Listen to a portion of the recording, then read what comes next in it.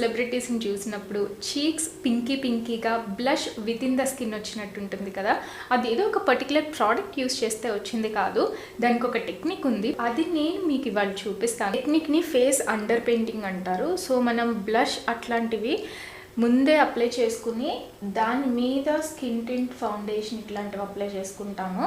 So extra glow కోసం నేను elf నుంచి హేలో గ్లో యూస్ చేస్తున్నాను. ఆల్రెడీ నా ఫేస్ గ్లోయిగా ఉంది. సో ఇప్పుడు ఒక లిక్విడ్ బ్లష్ తీసుకుని, ఇది మార్స్ నుంచి blue hour liquid blush, back of the hand తీసుకుందాం.